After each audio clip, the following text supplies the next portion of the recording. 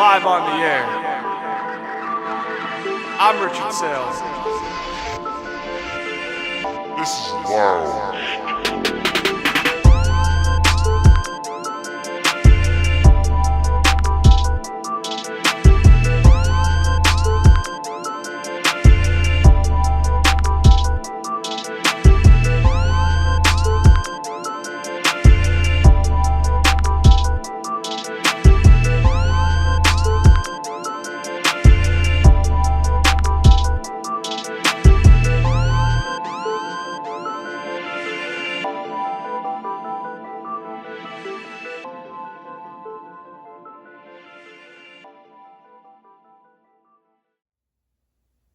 Hello, welcome back to another episode of Lounge Time. I'm your host, Rich Saile, and today on 2026 offseason grades, we are going over the Los Angeles Chargers and their offseason grade, which they made some good roster moves, new change at offensive coordinator that, in my opinion, is one of my top 5 biggest hires of the entire offseason for them.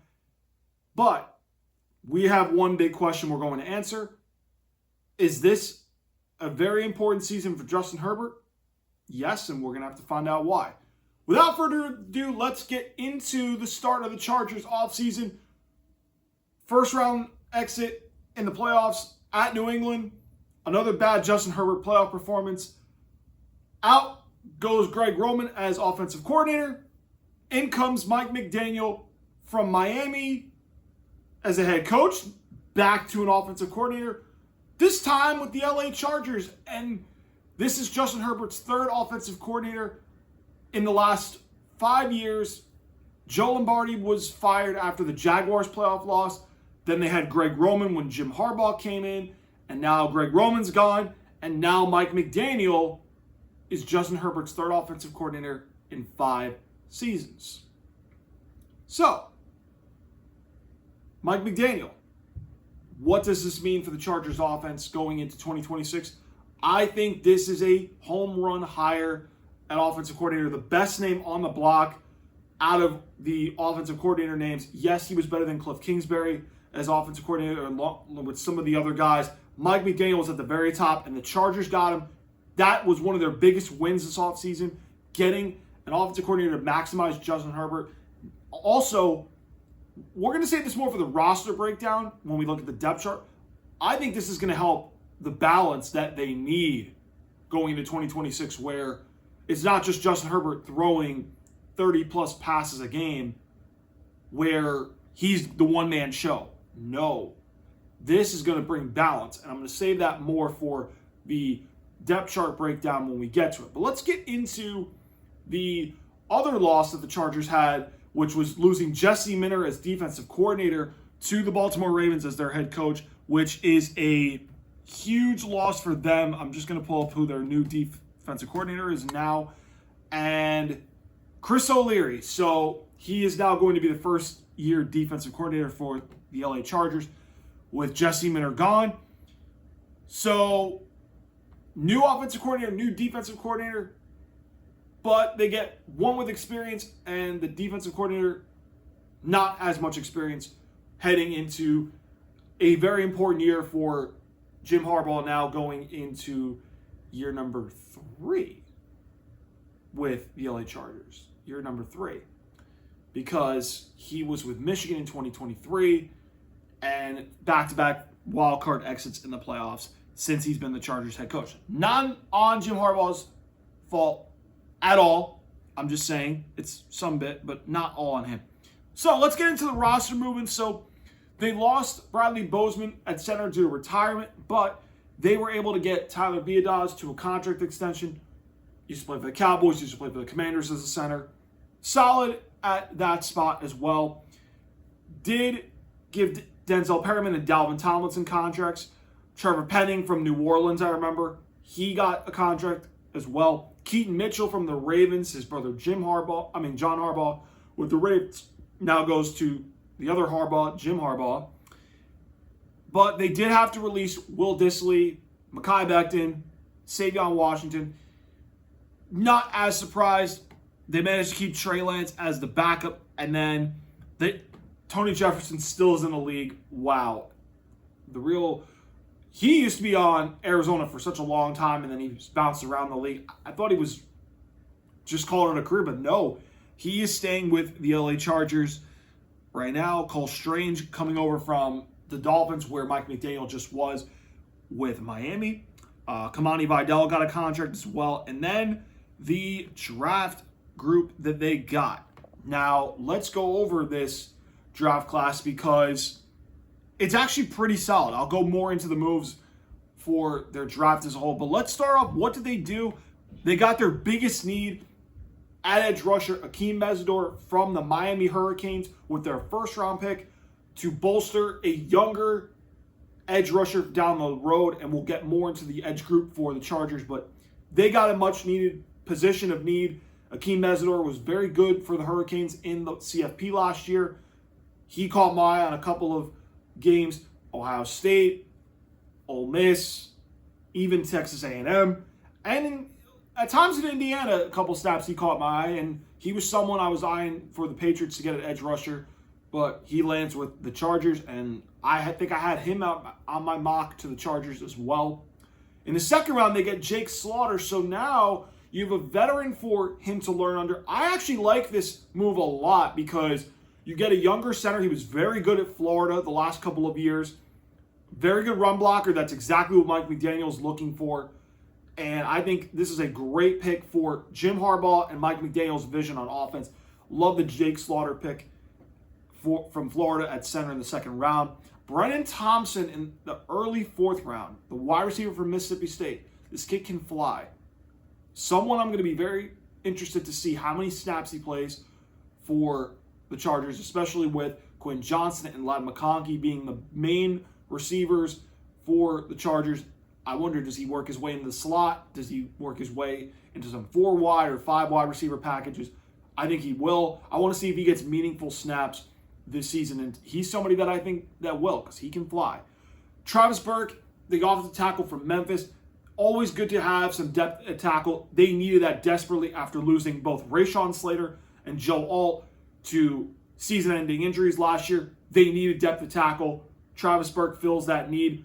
That's a huge get for them. And then they had a couple of guys that they were just filling out the roster with. No one really crazy that jumped off that I remember as well. Genesis Smith from Arizona, the safety. Nick Barrett from South Carolina, the defensive tackle. Logan Taylor, the offensive guard from Boston College. And then Alex Harkey from Oregon. Just want to make sure I said that name right. And I did. So that was the Chargers draft class. Now let's go over their last bit of offseason moves that they did. They exercised the fifth-year option on Quentin Johnson's contract, paid Derwin James with a 3-year extension, and they gave him a nice payday for a safety spot that is not a premium value compared to other positions, right? But they also got Lander Barton from Utah, the linebacker. He's got size. Noah Avenger. He was a cornerback from Utah State that played safety a bit. And I'm looking to see who else from undrafted free agency that I know. I'm looking right now as I can find it through my notes because some of these guys did not get drafted that I've heard of. And then you've got a couple of moves. Well, Ben Cleveland, I'm thinking of the other guard from the Browns that went to the Jaguars in Minnesota. I got the name mixed up, but I'm not going to admit that right now. But I was mixing up Ben Cleveland with Ezra Cleveland, but the Chargers cut Ben Cleveland back in July 27, which was 3 days ago. But overall, the offseason moves for the Chargers in their draft class. Solid at getting some veterans and some depth. They needed depth at tackle. They got that. They needed depth at edge because their edge room was getting too old with some of the veterans they have on the roster. They got a younger one with Akeem Mesidor. Center, they got Jake Slaughter, who can play that role and maybe slide Biadasz to guard if they need that slot filled. That's a very good pick for them as well. And then Brennan Thompson, you always want to have some receivers for Justin Herbert. Somebody that can fly. And Brennan Thompson, this dude, he's got speed. Very interested to see the snaps that he's going to play for this upcoming season. So let's get into the depth chart for the LA Chargers because this offense, they're going to score. They're going to score points. And if we know one thing about Mike McDaniel, there's going to be a lot of motion. There's going to be a heavy emphasis on running the ball with that wide zone Kyle Shanahan scheme that he got from his father, Mike Shanahan, in the Denver Broncos days back in the mid to late 90s that started out there, even in San Francisco with Steve Young and Jerry Rice. And you guys will have to look up the history on that. I'm not going to go down a history lesson for an offseason great episode. But this offense has weapons. They have playmakers. You've got Omarion Hampton. Let's start with the running back spot, because if you guys followed Miami the last couple of years, and I've been keeping an eye on them because they are my division rival as a New England Patriot fan, Mike McDaniel wanted to run the ball a lot. And they ran in Miami with Devon Achane, with Raheem Mostert, and the other backs that they would throw in there. It felt like there was an endless amount of running backs with the Dolphins, with Mike McDaniel. They're going to run a lot this year. And the depth that they have Keaton Mitchell, they have Kamani Vidal. This is going to be a team I can feel very confident. If their offensive line stays healthy, they will be a top 10 rushing attack in all of football this year. They will run the ball a lot. I expect a big year from Omarion Hampton from year one, and he let me down in fantasy last year. I don't think he will have a bad year too. I believe Omarion Hampton is going to rush for over 1,000 yards and get double-digit touchdowns, because Mike McDaniel has a high usage of his running backs, and Omarion Hampton is due for a big season in 2026. And I think that's the goal for the Chargers. Let's let the run game help Justin Herbert out a little bit. Jim Harbaugh loved to run the ball at Michigan. When he was there, they got 3 good backs. I believe Hampton will be the bell cow. He'll get somewhere between 17, 18, 20 carries, mostly, sometimes 25. But I believe they're going to try to have that balance of the running game with Hampton. And then they're going to do play action with Herbert, with the weapons that they have on offense. Ladd McConkey, Quentin Johnston. Trey Harris is the wide receiver 3 right now. And then Brandon Thompson, I believe, will be the number 4 receiver. But you also got 2 really strong tight ends as well, with Oronde Gadsden, who had some flashes last year that he was really good, that he could be a tight end 1. David Njoku is a tight end 2. He is still a productive player. That's going to be very huge, because the Chargers can throw 3-4 receivers out there. They can run the ball with 3 different running backs. They got 2 tight ends. The big question for them is, can that offensive line stay healthy? If we're talking about pure roster concerns alone, not what we need to expect for them as a season leap, but pure concerns health-wise, this offensive line has to stay healthy, because they desperately were decimated at tackle, and it showed all year. It started in training camp last year. What's going on right now with the injuries to Rashawn Slater and Joel, and I did not have the Chargers as a playoff team last year because I thought the injuries at tackle would get the best of them, and it did in the wild card and a lot last year. And again, if this team stays healthy, offensive line-wise, they have a chance to not only get back to the playoffs, maybe win a first-round playoff game, depending on matchups, which it's going to be tough in that tough division, which we'll preview later. But offensively, this is a really good roster top to bottom. And I'll say my biggest question for this team heading into this season, that I think is the headline for this team we're not talking enough about. But let's get to the defense first. So now, new defensive coordinator, Chris O'Leary. They're going to still be in the 3-4. This was a very good defense in scoring, in yards last year, in certain categories. And when you look at this group, the defensive line itself, it's solid. Like, they are pure run stuffers. Jamari Caldwell, Dalvin Tomlinson, T.R. Tart, these guys are run stuffers. So in a 3-4, you've got a nose tackle, and then you've got defensive ends that are considered 3 techniques, if I'm saying the term right. Please bear with me. That's what they are, these down linemen. So their emphasis is stopping the run. Then you've got your edge rushers, where you've got Tui Pelotu, who had a big sack year last year. He was I want to say 13 sacks, and I'm going to make sure I get this right 13 sacks. I got it right first try. So he had a 13 sack campaign last year. Is he going to be able to duplicate that? I don't know, because I'm going to go over their depth at edge rusher, which they managed to address as well. Dan Henley, he is a guy that's going to be one of the inside linebacker spots. Denzel Perriman's the veteran that is also at the other inside linebacker spot. And then at the other edge spot, you've got Khalil Mack. Now, you've got other edge rushers like Bud Dupree, who's been a veteran around the block. You've got Kyle Kennard, who I really am excited to see if he can take a leap, because he was a very disruptive pass rusher at South Carolina a couple years ago. And he was really good. And then Akeem Mesidor, their first-round pick, is right now a second-string edge behind Khalil Mack. This, in my opinion, is one of the deepest edge rushing groups in football. And I think this group is going to get after the passer. They've got a great rotation at edge, and that's a great luxury to have when you've got Mack, who you know can get you 8 sacks a season. He's still playing at a very good level despite him. It's so hard to believe that he's been in the league since what?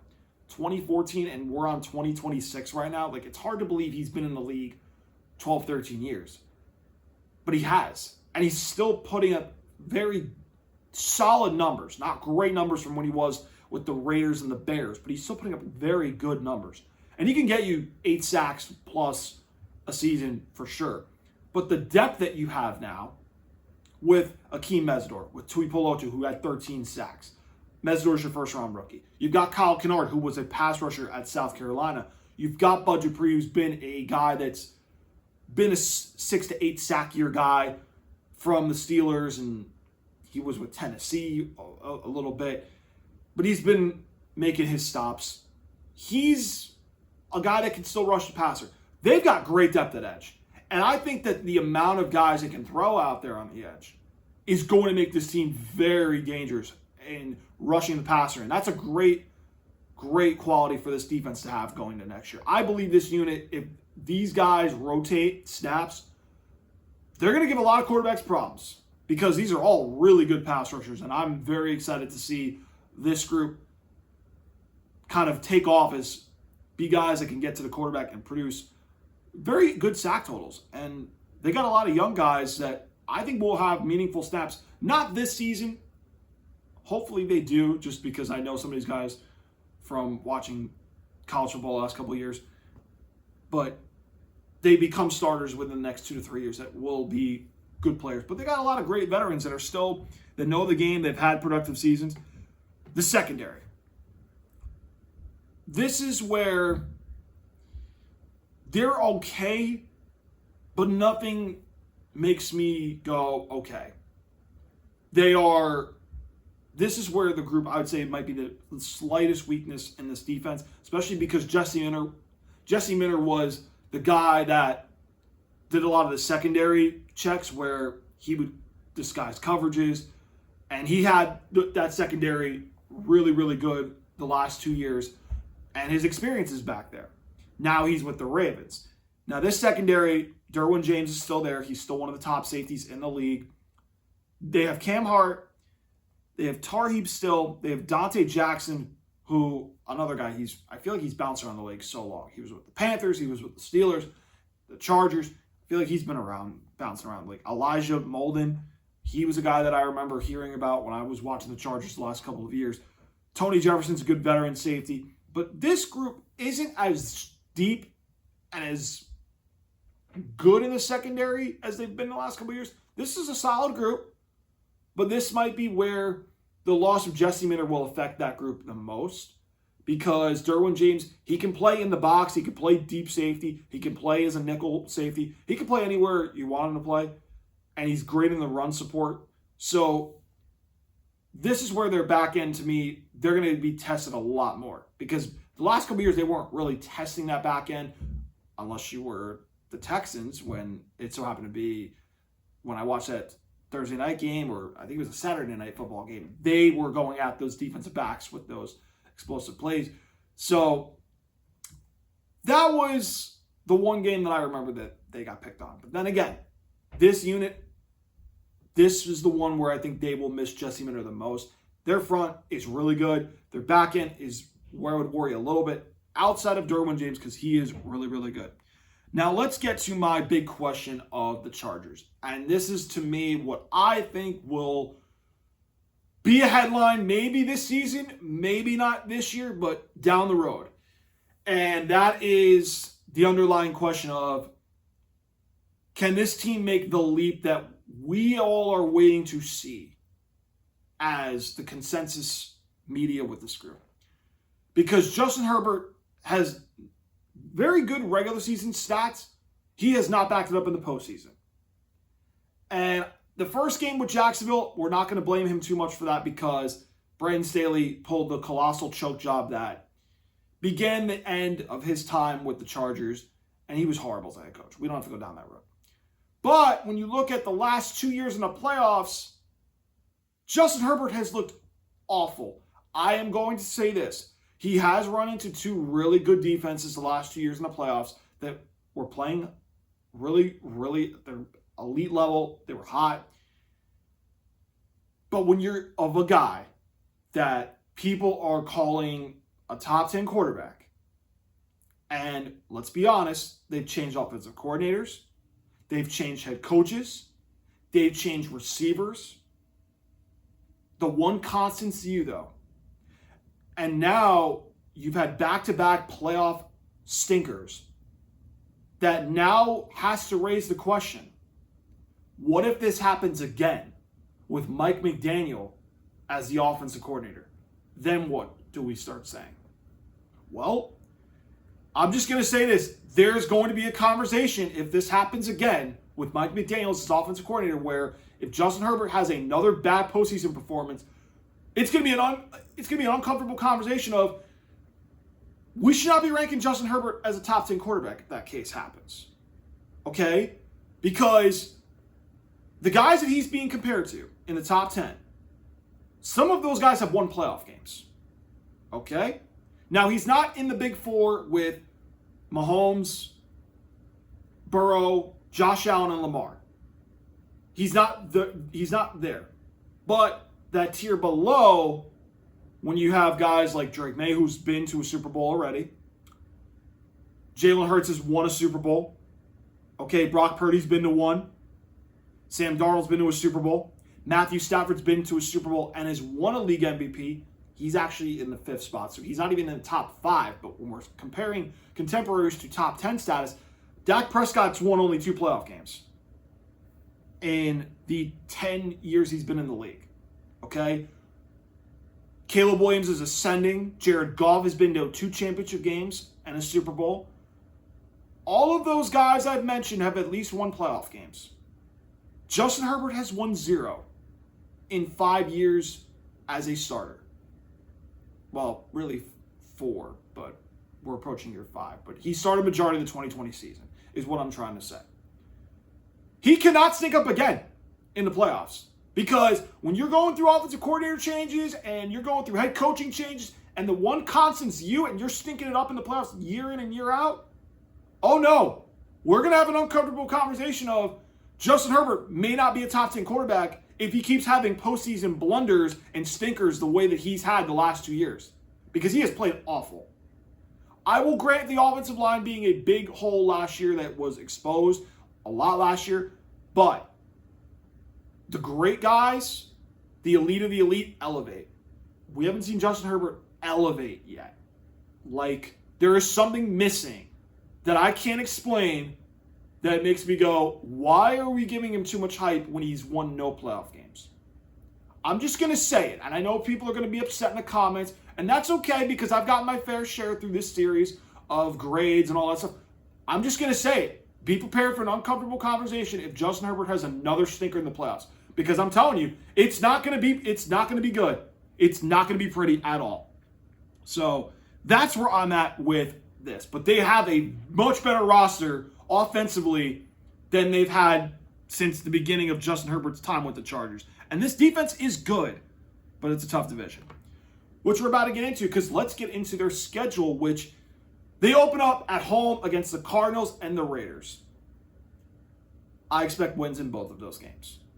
potentially taking them in Survivor this year. Yes, I'm running it back. Week 3, they play at Buffalo. 1 o'clock. Cross-country travel. That's a loss. Then you got to go all the way back from East Coast to West Coast and play at Seattle. That's another loss. 2-2. Home for Denver. This is where I believe they'll split. I'm going to say they win home against the Broncos. They won at home last year against Denver. And then at Kansas City at a 4:25 game. This is where they go 3-3 into the bye week. And then this is, talk about the kick in the nuts here. You got to play at the Rams, which is your home stadium. But the Rams is your first opponent after the bye week. That's a loss. So you're going now 2 losses after the Denver game. You're going to lose 4 of your 5 after starting 2-0. Then you're home for the Texans, which they beat you in SoFi in Week 17 last year. You got to win that game, which I think they will. But again, I would not shock me if it's the other way. So for the sake of the show, right now we are sitting at 3-3 and entering the bye week, 3-4 because they're going to lose to the Rams after their bye week. I'm going to say they beat the Texans to go 4-4. At Baltimore, back from West Coast to East Coast, 4-5. They're going to lose to the Ravens. Jesse Minter knows that team on defense. That's where it's going to be against them. The Jets, they're going to go 5-5. Then they play New England at home on a Sunday night, which this will be closer than I expect it to be. I am going to say they lose to the Patriots, and they're going to go 5-6. At Tampa Bay, I think they can beat Tampa. I'm going to say 6-6. They beat Tampa Bay. Now, the final 5 games. At Vegas, that's a win. The Niners, that's a win. Miami, that's a win.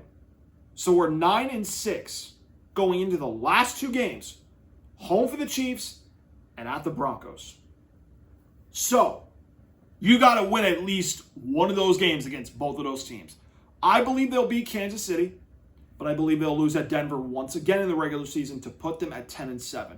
I believe they're going to split with the Chiefs, and they're going to split with Denver. I have the Chargers at 10-7 for this year, and possibly making the wild card spot because, as I've alluded to earlier in this series, I can make a legitimate argument of 10 teams in the AFC that have playoff cases in my mind. And I'm going to go through it when we do the series. You've already heard me make a case for a bunch of teams already in the AFC that I've gone over.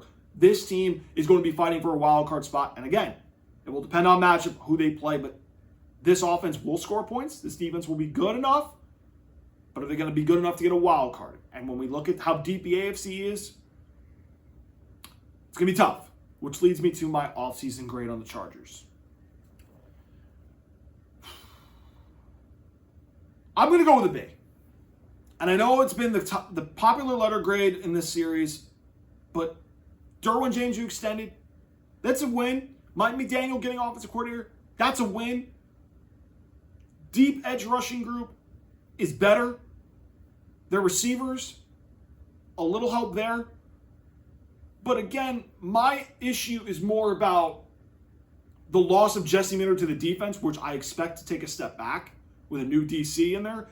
And I think that because of how tough the division is, and this will be a tough division this year, and how tough the AFC is, they didn't make a move that, to me, feels like they moved up, but they didn't move down significantly. So I'm saying it's right in the middle. I'm going to land at a B for the Chargers 2026 offseason grade for them. So that is the episode on the Los Angeles Chargers. Make sure you guys hit that like button, hit that subscribe button, hit the notification bell so that way you guys can get all the latest content for 2026 offseason grades leading into late August, which leads right into the preseason show, which I will give my Super Bowl prediction and my playoff teams. You can also follow me at LoungeTimePod on X. Yes, I will tweet when NFL preseason is going on because I'll be watching Patriot games. But if you have a question for the show, feel free to tweet at me and I will answer it on the show. Guys, thank you so much for tuning in to Lounge Time. Hope you guys enjoyed the video, and I will see you guys in the next episode of Lounge Time with more 2026 offseason grades.